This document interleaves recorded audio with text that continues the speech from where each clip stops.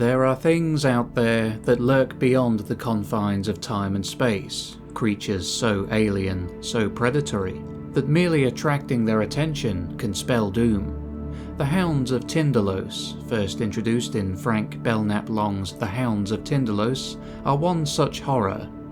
These unnatural beings exist outside of time, waiting for any unfortunate soul who dares to peer too deeply into the past or future.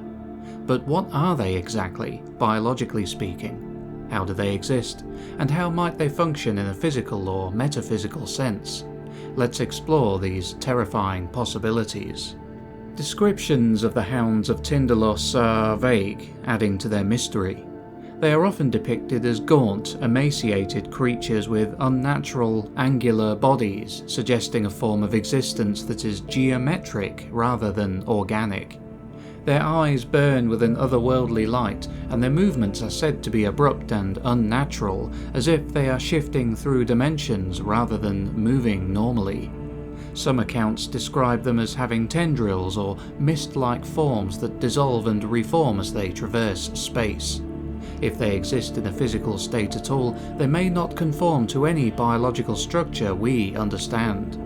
The Hounds of Tindalos are believed to have an extraordinary form of perception, far beyond what we can comprehend. They do not rely on sight, sound, or smell in the way organic life does.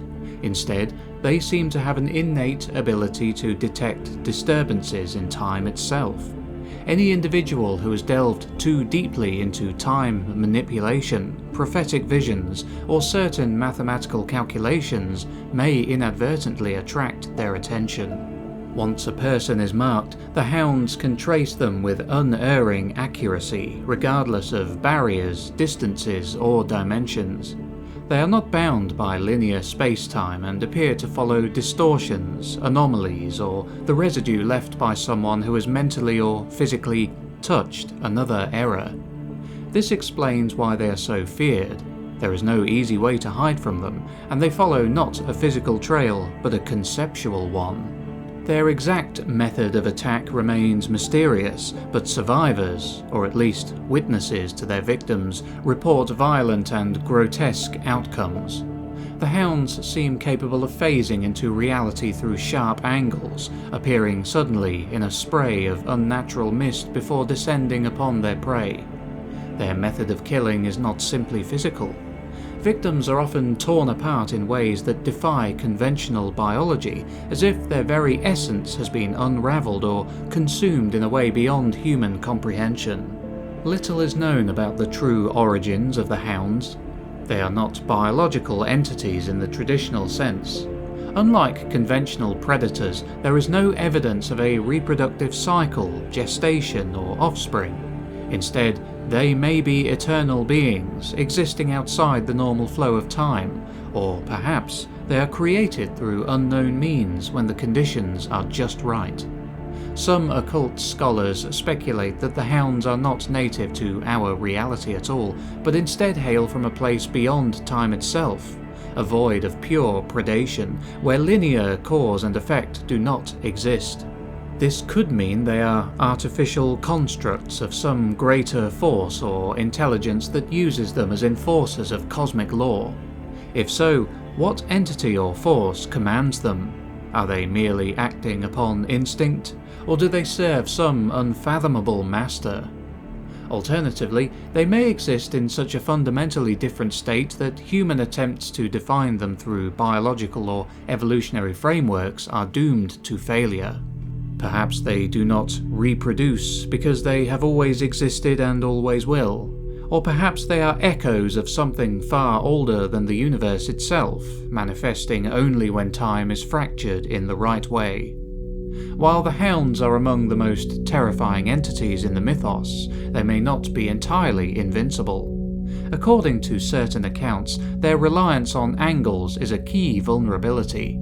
Because they emerge through sharp, unnatural geometries, some scholars believe that existing only within rounded or curved spaces can prevent their manifestation. For example, an entirely circular room, free of any straight edges, might prevent their entry. In some interpretations, they struggle to materialize in areas where angles are dulled or disrupted.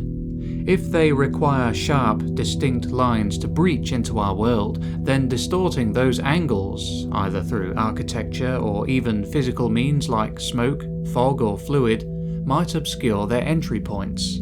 There are also suggestions that certain esoteric symbols or incantations, particularly those linked to time and dimensional stability, may provide a form of defense.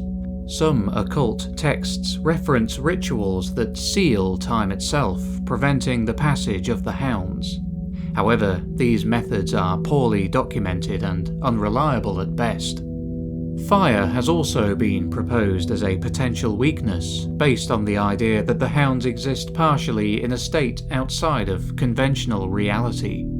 Fire, which consumes and transforms matter in a way that defies temporal permanence, may be disruptive to them. However, there is no solid evidence that this would be effective, and attempting to fight a Hound directly is almost certainly a doomed endeavour. Ultimately, the best defense against the Hounds is to avoid attracting their attention in the first place. Those who meddle with time, particularly through unnatural or occult means, place themselves at the greatest risk. Avoiding experimentation with time travel, astral projection, or mathematical theories related to higher dimensions may be the only sure way to remain unnoticed.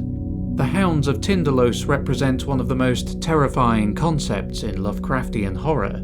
The idea that time itself is not a safe, linear progression, but rather a fragile construct that, when broken, invites the attention of something alien and malevolent.